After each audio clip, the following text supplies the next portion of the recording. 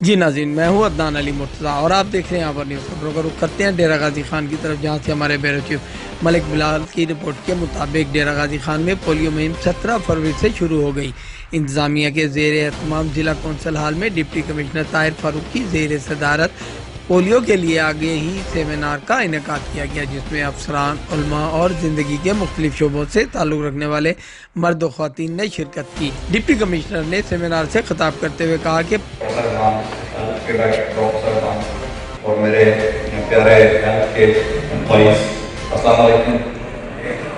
آج آپ کو جیسے آپ کو پتہ ہے کہ ہم سارے یہاں اکٹھے ہوئے ہیں، ہماری منڈے سے پولیو کی یہ 3rd کیمپین ہو رہی ہے دسمبر، جنوری اور فروری میں۔ انفارچونیٹلی ڈی جی خان اس وقت مائکروسکوپ میں ہوئے پولیو وائرس کی نیم آف لائف، یہی زندگی ہے، کبھی آپ کے اوپر مشکل وقت آتا ہے، کبھی آپ کے اوپر اچھا وقت آتا ہے۔ پولیو کے وائرس سے بچانے کے لیے ہر فرد کو کردار ادا کرنا ہوگا۔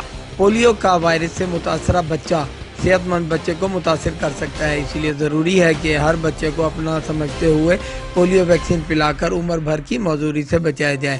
اس موقع پر دیگر مقررین نے خطاب کرتے ہوئے پولیو کے پھیلاؤ کو روکنے کے لیے مل کر کام کرنے کی اہمیت پر زور دیا۔ قاری جمال ناصر، کلیم اللہ، ڈاکٹر عمار شاہ، ڈاکٹر سعید احمد، ڈاکٹر کامران اصغر، ڈاکٹر زہیب حسن اور دیگر موجود تھے۔